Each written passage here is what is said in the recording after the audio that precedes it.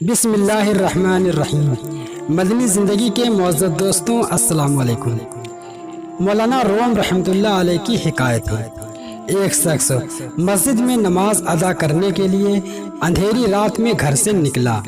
کافی اندھیرا تھا۔ اندھیرے کی وجہ سے اس نمازی کو ٹھوکر لگی اور وہ منہ کے بل کیچڑ میں گر گیا۔ کیچڑ سے اٹھ کر وہ گھر واپس گیا اور لباس تبدیل کر کے دوبارہ مسجد کی طرف نماز پڑھنے چل دیا۔ ابھی وہ چند ہی قدم چلا تھا کہ دوبارہ اسے ٹھوکر لگی اور وہ نمازی دوبارہ کیچڑ میں گر گیا۔ کیچڑ سے اٹھ کر وہ ایک بار پھر گھر واپس گیا اور کپڑے تبدیل کر کے مسجد جانے کے لیے دوبارہ گھر سے نکل آیا۔ جیسے ہی گھر سے باہر نکلا، کیا دیکھتا ہے کہ ایک شخص اس کے گھر کے باہر کھڑا ہے اور اس کے ہاتھ میں ایک روشن چراغ ہے۔ وہ نمازی نماز پڑھنے کے لیے مسجد کی طرف چلنے لگا اور وہ چراغ والا شخص بھی نمازی کے آگے آگے چراغ لے کر چل دیا۔ اس بار چراغ کی روشنی میں نمازی کو مسجد تک پہنچنے میں کسی دشواری کا سامنا کرنا نہ پڑا اور وہ نمازی باخیریت مسجد تک پہنچ گیا۔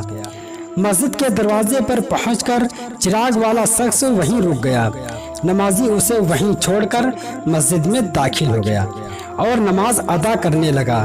نماز سے فارغ ہو کر وہ مسجد سے باہر آیا تو اس نے دیکھا کہ چراغ والا شخص اس کا منتظر ہے تاکہ اسے دوبارہ چراغ کی روشنی میں گھر تک چھوڑ آئے۔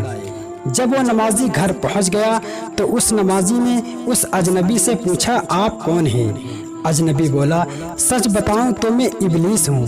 یہ سن کر نمازی ہکا بکا رہ گیا اور اس نمازی کی حیرت کی انتہا نہ رہی۔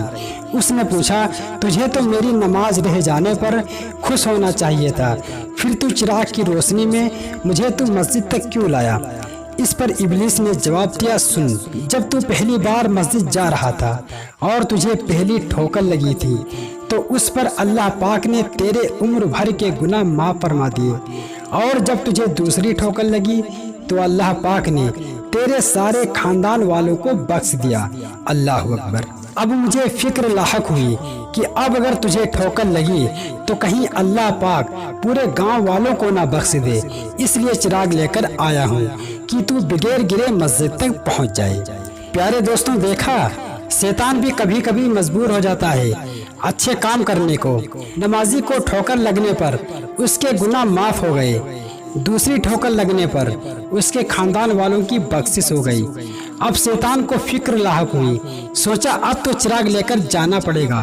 اس کو ڈر تھا کہ اب اگر نہیں گیا، وہ نمازی اگر گرا تو کہیں اللہ پاک پورے گاؤں والوں کو نہ بخش دے، اس لیے وہ چراغ لے کر آیا اور مدد کی۔ اس طرح ایک نمازی کی مدد کی۔ امید ہے یہ ویڈیو آپ کو خوب پسند آئی ہوگی، تو اس ویڈیو کو لائک کر دیجئے اور زیادہ سے زیادہ لوگوں تک شیئر کر دیجئے۔ اگر آپ نے ہمارے چینل مدنی زندگی کو سبسکرائب نہیں کیا ہے تو ابھی سبسکرائب کر لیں اور گھنٹی کو دبا دیں۔ اللہ حافظ۔